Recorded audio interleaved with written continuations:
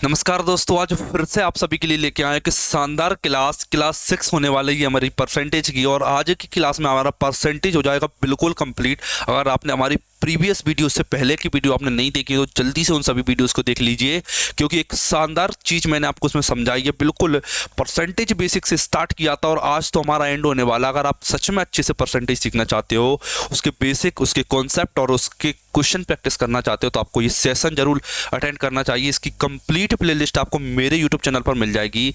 इसकी लिंक मैं डिस्क्रिप्शन में भी दे दूंगा, आप वहां से भी इसे देख सकते हो। तो चलते हैं अपने क्वेश्चंस की तरफ। अगर आप नए हो तो यूट्यूब चैनल को सब्सक्राइब जरूर कर लेना, क्योंकि लगातार इसी टाइप के अमेजिंग कॉन्सेप्ट वीडियोस में आप सभी के लिए लाता रहता हूँ। और कंप्लीट सिलेबस होने वाला है हमारा इस चैनल पर। और इससे पहले भी मैंने आपको सीजीएल का कंप्लीट सिलेबस डाल रखा है मेरे इस यूट्यूब चैनल पर। आप देखना चाहते हो तो उसे भी देख सकते हो। और प्रीवियस ईयर के क्वेश्चंस की प्रैक्टिस भी मैंने आपको करा रखी है, ठीक है। और ये है हमारा ऐप, आप इसे डाउनलोड कर सकते हो। इसके लिए आपको जस्ट सिंपली डिस्क्रिप्शन में दी हुई लिंक पर क्लिक करना है, यह ऐप डाउनलोड हो जाएगा। फ़ायदा ये है कि इसमें आपको फ्री टेस्ट सीरीज देखने को मिलेगी। जिस भी एग्जाम की आप तैयारी कर रहे हो, बहुत शानदार तरीके से देखिए। As weight increase by 10%। इससे पहली वाली क्लास में जो कॉन्सेप्ट डिस्कस किया था, बस उसी पर बेस्ड क्वेश्चन इस क्लास में होने वाले हैं। आप नए हो तो वो उसे भी देख सकते हो, अदरवाइज आप यहाँ से भी कंटिन्यू कर सकते हो। बिल्कुल आपको समझ में आएगी ये क्लास। देखते देखिए क्वेश्चंस को पढ़ते हैं कि दो मित्र ए और बी के भार का अनुपात 7:8 के अनुपात में ए का भार 10% से बढ़ता है, एवं ए तथा बी दोनों का भार 20% बढ़ता है। बी के भार में कितना परसेंट वृद्धि हो? ठीक है, मैंने सबसे पहले तो आपको एक कॉमन चीज बताई थी, क्या कि दोनों का पहले तो आप अनुपात लिख लेना। मैंने देखा, ठीक है, 7:8 लिख लिया। ए का भार 10% से बढ़ता है, ए का भार 10% से बढ़ जाता है, ठीक है। और बी का भार, सॉरी, दोनों का भार टोटल कितना बढ़ता है? 20% बढ़ जाता है, ठीक है। तो बताइए ये वाला कितना इंक्रीमेंट हुआ? आपको ये बताना है कि ये वाला पार्ट में, इस वाले पार्ट में कितने का इंक्रीमेंट हुआ। तो देखते हैं क्या। देखिए, मैंने देखा कि सर ये वाला पार्ट कम है, तो डेफिनेटली ये वाला पार्ट ज़्यादा होगा। कितना ज़्यादा होगा, इसके लिए आपको देखना होगा कि 20% प्लस समथिंग। समथिंग कितना? ये वाला पार्ट कितना है? इसमें 10 ज़्यादा और होना चाहिए था। कितना होना चाहिए? 10 पार्ट और ज़्यादा होना चाहिए। और 10 पार्ट ज़्यादा होना चाहिए था कितने पर? 7 लोगों पर। तो 10 7 70%। और अपॉन में इसे डिस्ट्रीब्यूट कर दीजिए सभी 8 लोगों पर। तो 8 का आपको भाग देना है। तो आप देखोगे क्या, 20 प्लस 8 8 जा 64, 8 8 या 64, 6 बचा। तो दशमलव में कितना आएगा? 8 कितना आएगा? 60 बचा। तो 8 7 56, 8 5 40, 20 और 8.75 मतलब कि 28.75 मेरा आंसर आ जाता है। मतलब कि अगर ए में 10% और बी में 28.75% का इंक्रीमेंट होगा, तब जाके दोनों के भार में कंबाइंडली, दोनों में एक साथ 20% का इंक्रीमेंट आपको देखने को मिलेगा, ठीक है। आशा करता हूँ आपको क्वेश्चन समझ में आया होगा। कॉन्सेप्ट अच्छा था, बस आपको कॉन्सेप्ट समझना है।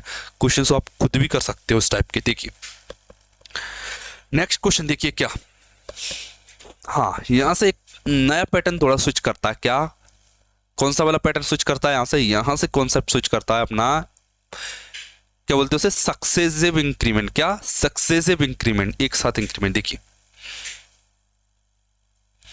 सक्सेसिव इंक्रीमेंट करते हैं हम। यहाँ से हम कैसे? देखिए, एक आयत की लंबाई और चौड़ाई को क्रम से 10% और फिर 20%, ये परसेंटेज लिखा हुआ है, टाइपिंग एरर है थोड़ी। परसेंटेज लिखा हुआ है 10% तथा 20% से बढ़ाया गया है। आयत के क्षेत्रफल में कितने परसेंट की वृद्धि हुई? आयत के क्षेत्रफल में देखिए, मैंने कहा सर कि एरिया जो होता है वो लंबाई और गुणांक पर डिपेंड करता है, लंबाई और गुणा पर, ठीक है। देखिए सक्सेसिव के अभी बेसिकली 2 तरीके बता रहा हूँ, समझना। दोनों तरीके को डिस्कस करूंगा। एक होता है हमारा रेशो मेथड से। क्या? रेशो मेथड से, समझिए, रेशो मेथड से करवाते। देखिए 10% बढ़ा, 10% की फ्रैक्शन वैल्यू 1/10, 20% की फ्रैक्शन वैल्यू 1/5। मैंने देखा, अगर पहले लेंथ की बात कर रहा हूं मैं, लेंथ अगर 10 थी तो 1 बढ़ के वो 11 हो जाती है। अगर आप ब्रेथ की बात करोगे, मतलब कि चौड़ाई की बात करोगे, तो चौड़ाई पहले 5 थी, 5 से बढ़ के वो 6 हो जाती है। मतलब कि कंबाइंडली देखो 50 गुणा करना है ना दोनों का, 10 5 50, 11 छंग 66। ठीक है, मैं इसमें क्या करता हूँ, 2 का गुणा कर देता हूँ, 100, 2 छंग 12, 2 हासिल की, 2 छंग 12 और 1 13, 132। क्यों किया, अभी कंफ्यूजन होगा, देखिए क्योंकि ये 50 था, मैं देखता 50 से 60 बढ़ा, कितना 16/50 लगता, फिर गुणा 100 करता। तो इससे अच्छा मैंने ये किया, कितना बढ़ा ये, मैंने कहा सर ये 32% बढ़ गया। देखिए 32% बढ़ा है 100 पर, और मैं क्या करूँगा, इंटू में 100% करूँगा, तो देखिए क्या फ़ायदा होगा, ये 100 से 100 कट जाएगा। मतलब कि जितना इंक्रीमेंट 100 पर होता है ना, वो एक्चुअल परसेंटेज इंक्रीमेंट होता है। इसीलिए अगर हम बेस को हमेशा हम क्या कोशिश करते हैं परसेंटेज में, कि जो बेस है उसे हम 100 बना लें, क्योंकि 100 पर जो भी घटना घटित होती है वो परसेंटेज में डायरेक्ट वैल्यू आती है 32। तो 32 मेरा करेक्ट आंसर है। मतलब कि अगर मैं दोनों को सक्सेसिवली इंक्रीज करूँ तो मेरे पास 32% फाइनल आंसर आएगा। ठीक है, ओह सॉरी, एक सेकंड, इसमें आपको एक मेथड और डिस्कस कर रही थी, क्या, फॉर्मूला मेथड भूल गया था मैं। देखिए फॉर्मूला मेथड और डिस्कस करता हूँ, ताकि आपको जो बेस्ट लगे, बेस्ट डिफाइन नहीं करता, क्वेश्चन क्या मांग रहा है उसकी डिमांड समझना पड़ती है कभी कभी। देखिए देखिए कभी भी किसी भी चीज में दो चीजों का सक्सेसिव इंक्रीमेंट हो, x% फिर प्लस का y%, दो चीजें एक साथ इंक्रीमेंट हो तो क्या होता है, देखिए समझिए,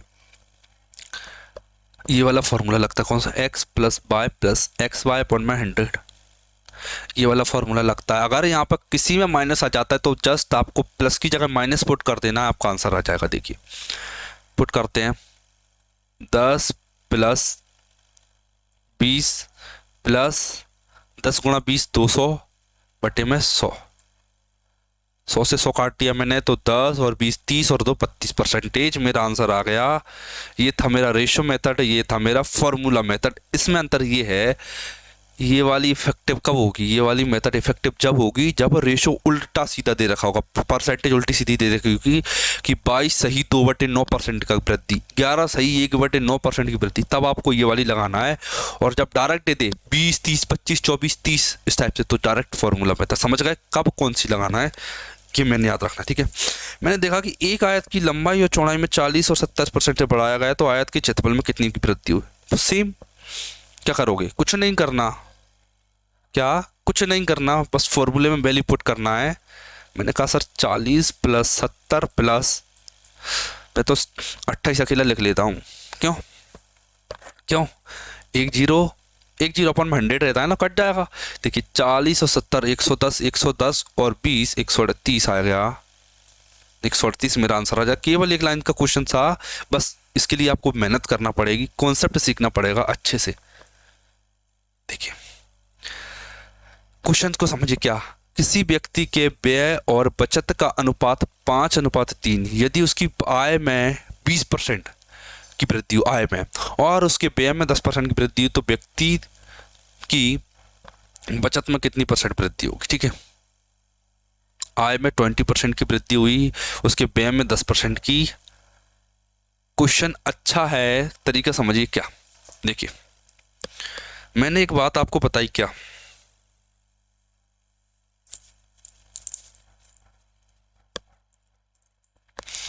मैंने एक चीज देखी, क्या देखा, कि दोनों का जो अनुपात होता है, क्या, दोनों का अनुपात, इनकम होती है ना, वो मेरे खर्चे और मेरी बचत के बराबर होती है। मेरी इनकम मेरे खर्चे और बचत के बराबर होती है। बस आपको ये चीज़ याद रखना, क्या, मैंने जितना इनकम मैंने अर्न किया, या तो मैं उसे सेव करूंगा या मैं उसे खर्च करूंगा, तो मेरी इनकम मेरी एक्सपेंडिचर और सेविंग के सम के इक्वल होगी।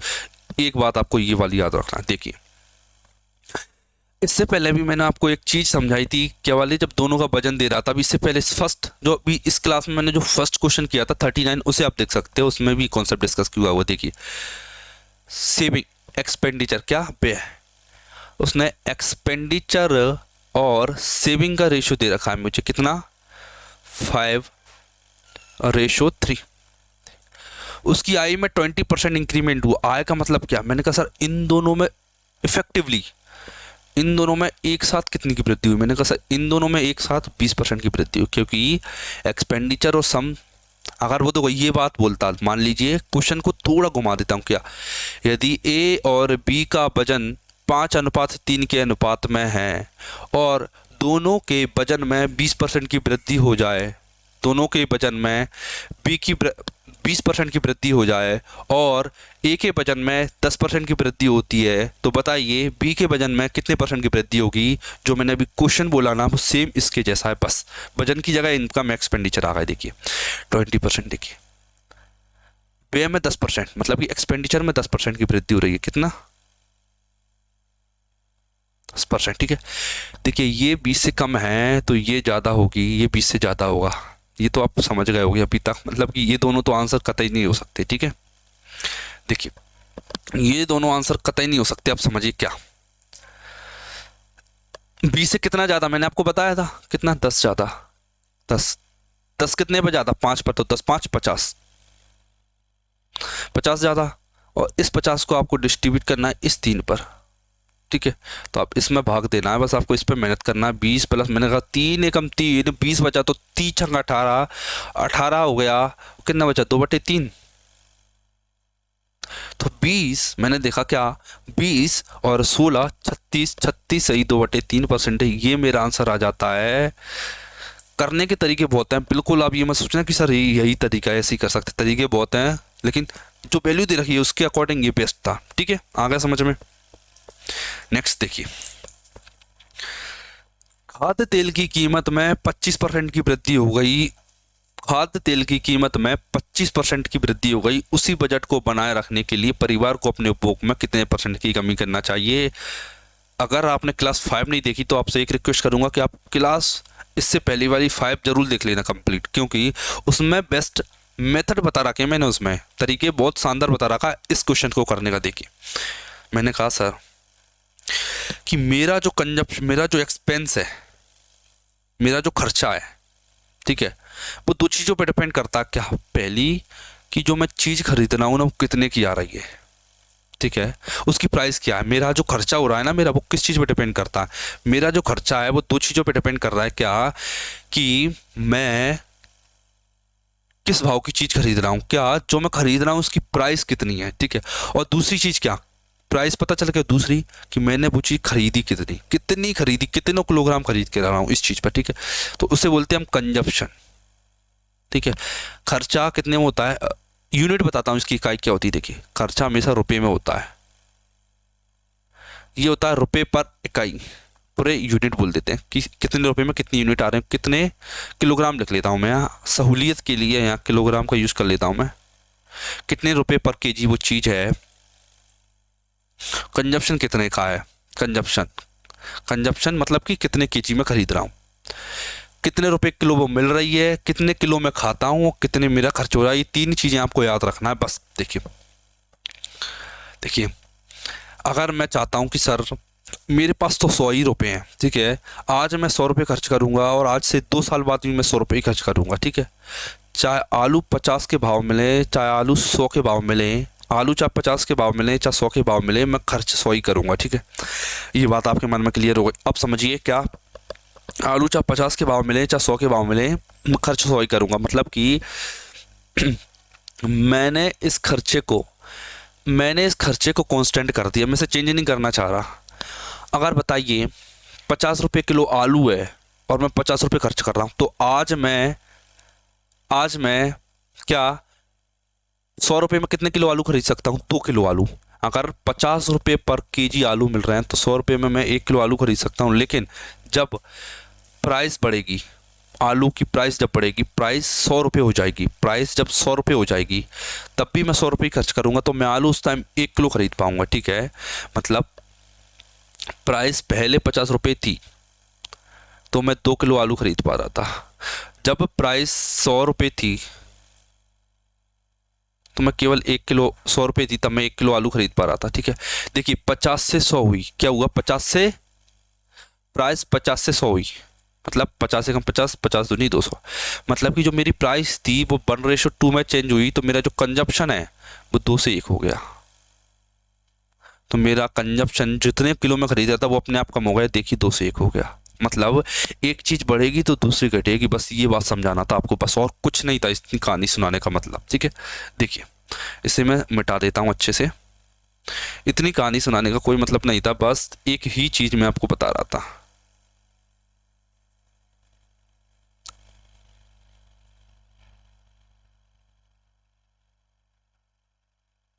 देखिए आप अगर परसेंटेज की कंप्लीट क्वेश्चन प्रैक्टिस करना चाहते हो और आप इसकी पीडीएफ चाहते हो तो टेलीग्राम पर जरूर ज्वाइन हो जाए, वहाँ आपको इसकी पीडीएफ भी मिल जाएगी और टेलीग्राम के जो हमारे परसेंटेज के सभी क्वेश्चन है वो भी आपको टेलीग्राम पर मिल जाएंगे। देखिए अब बात करते हैं मुद्दे की बात। देखिए कीमत बढ़ी, कितनी बढ़ी, प्राइस कितनी बढ़ी मेरी सर 25%। 25% का मतलब कितना होता है 1/4, मतलब कि अगर प्राइस पहले 4 थी तो वो 5 हो जाती है।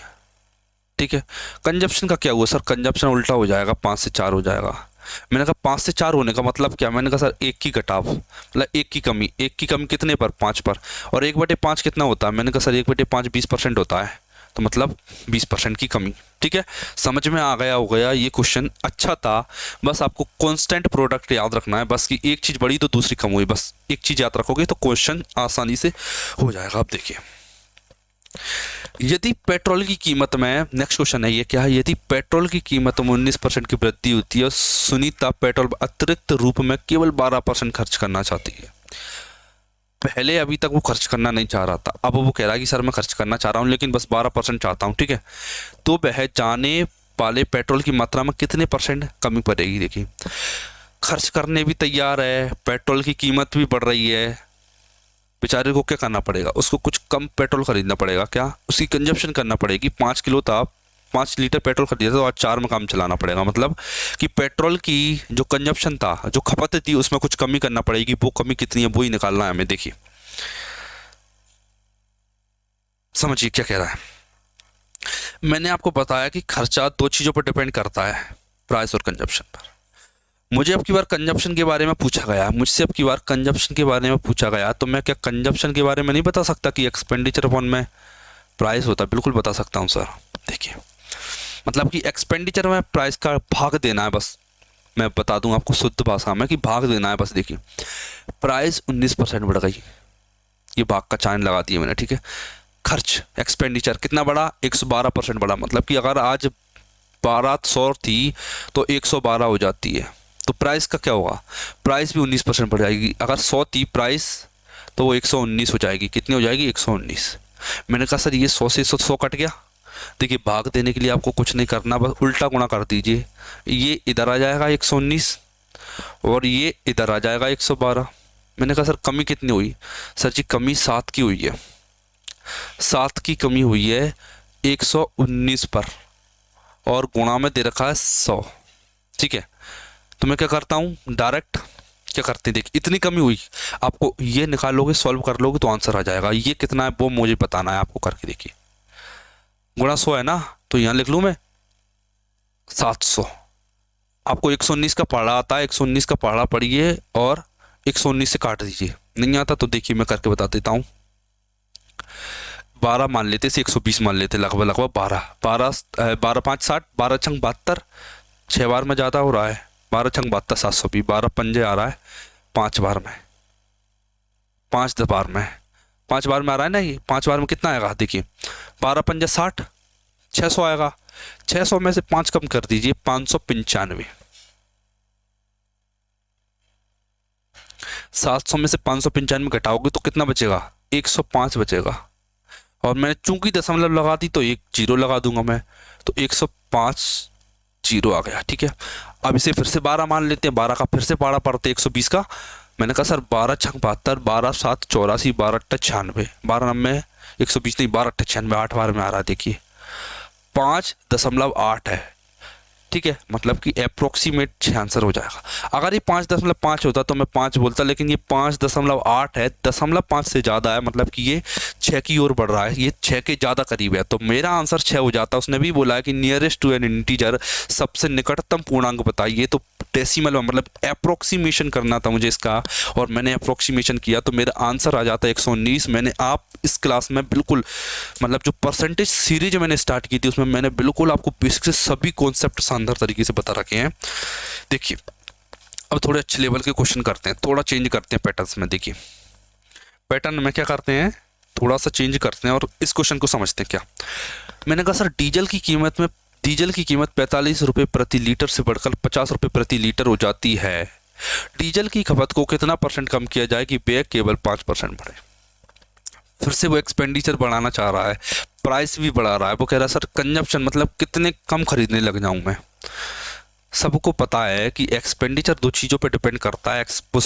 क्या कंजप्शन मैंने आपको बता दिया कि दो चीज़ों पर डिपेंड करता है, एक्सपेंडिचर अपॉन में प्राइस। यही था ना फॉर्मूला, यही था। मैंने कहा सर कि एक्सपेंडिचर कितना है, मैंने कहा सर एक्सपेंडिचर तो 5% की वृद्धि हो रही। 5% मतलब कि 1/20, मतलब कि अगर 20 पहले एक्सपेंड कर रहा था तो वो आज 21 एक्सपेंड करना चाहता है। और अपॉन में कुछ लिखना है, कितना लिखना है देखिए, पहले वो 45 की प्राइस थी, आज वो 50 की प्राइस है। मतलब किस रेशियो में चेंज हो रहा है, 45 से 50 की प्राइस।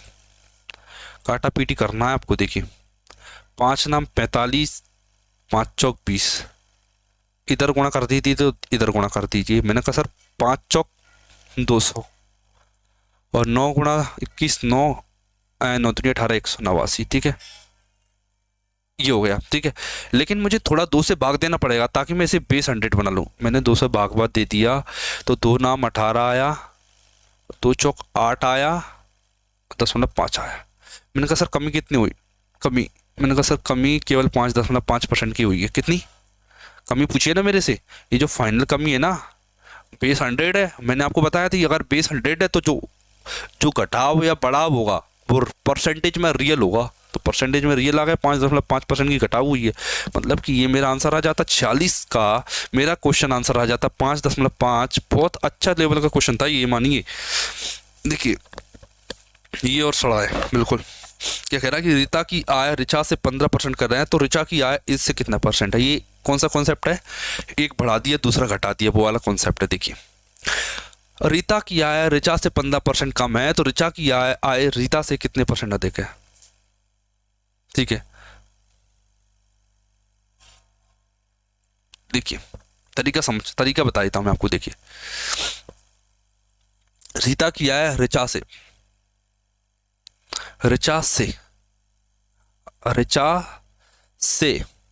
रीता किया है 15% का मतलब होता है 5 × 15 20, 3/20 की कमी। ठीक है, ऋचा की मैंने मान लिया कि 20 थी तो 20 में 3 की कमी हुई तो 17 हो जाएगी।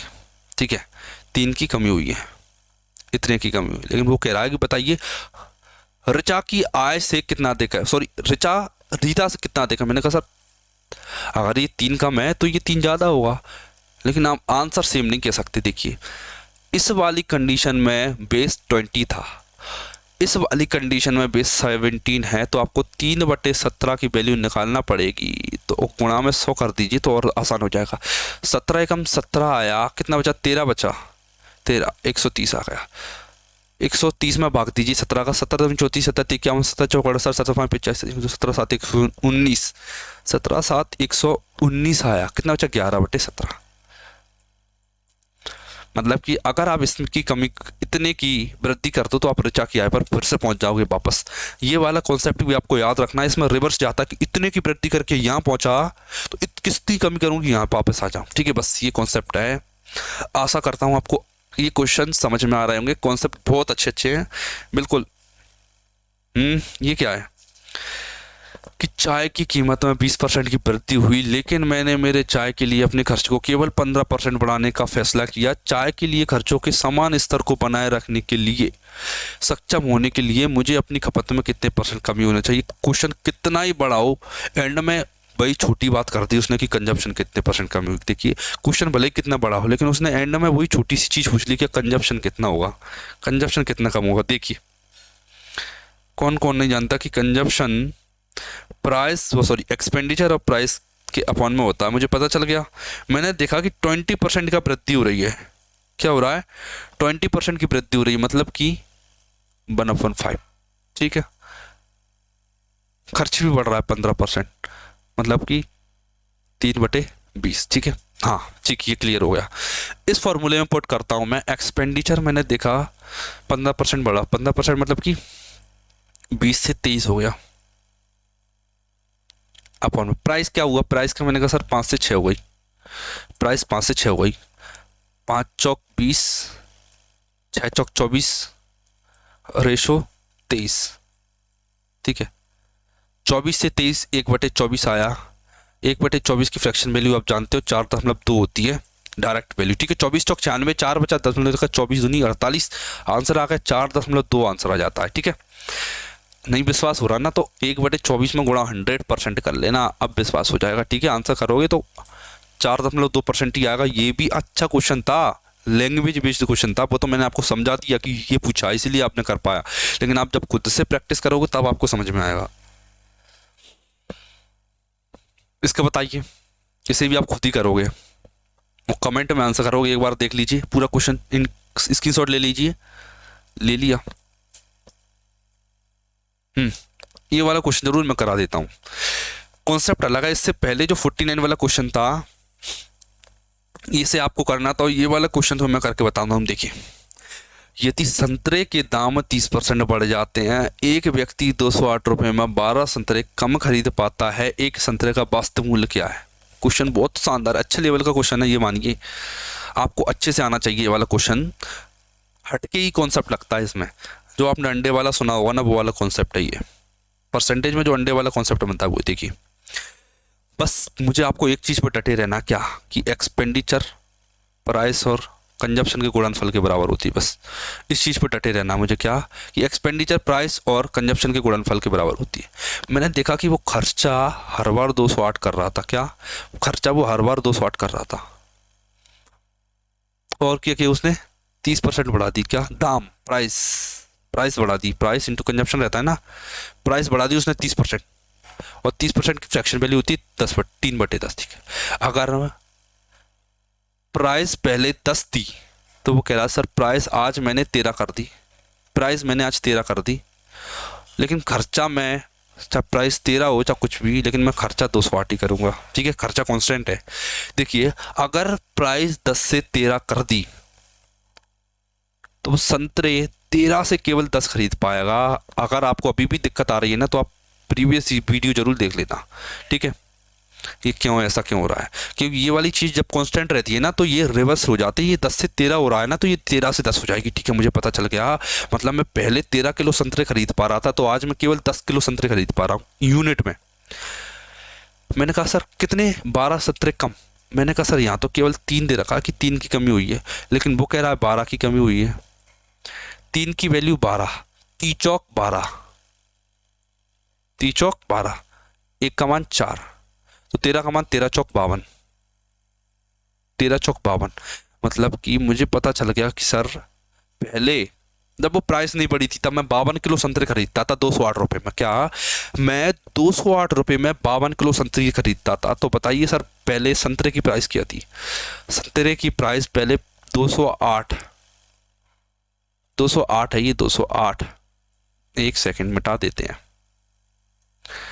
पहले प्राइस 208 थी, मतलब 208 में खर्च करता था और 52 किलो संतरे खरीदता था, तो 5 चौक 20, 4 दूनी 8, मतलब कि पहले 4 रुपये किलो संतरे मिलते थे, क्या पहले संतरे 4 किलो मिलते थे, 4 रुपये किलो मिलते थे, तो ये मेरा आंसर आ जाता है। बहुत शानदार तरीके से मैं आज परसेंटेज खत्म करने जा रहा हूँ, बिल्कुल परसेंटेज खत्म हो चुका है, इसके सभी क्वेश्चन मैंने आपको बहुत तगड़े तरीके से प्रैक्टिस करा रखे हैं। अगर आप प्लेलिस्ट को देखना चाहते हो कंप्लीट तो आप मेरे यूट्यूब चैनल पर जाइए, SSC CHSL या पटवारी की प्लेलिस्ट में जाओगे, आपको कंप्लीट एक साथ कंबाइंड हुई वीडियो मिल जाएंगी, और आप इसके लिए मेरे टेलीग्राम पर भी जा सकते हो। बहुत अच्छे से मैंने आपको परसेंटेज करा रखी है, बहुत शानदार वीडियोस थी। अच्छा लगा आपको परसेंटेज लग के एक बार कमेंट में ज़रूर बता दीजिए, और कोई भी क्वेश्चन डाउट में आता है तो आप एक बार मुझे डायरेक्ट टेलीग्राम पर DM कर सकते हो क्वेश्चंस के रिगार्डिंग, जो भी आपको नहीं आते परसेंटेज के, आपको ज़्यादा से ज़्यादा प्रैक्टिस करना, और ये प्रैक्टिस सीट भी आप मेरे टेलीग्राम से डाउनलोड कर सकते हो। मिलते हैं अपने नेक्स्ट वीडियो में एक नए चैप्टर के साथ। मैं जल्दी से सब्सक्राइब कर लीजिए चैनल, यहीं पर आना मिलने वाला आपको नेक्स्ट चैप्टर। Thank you.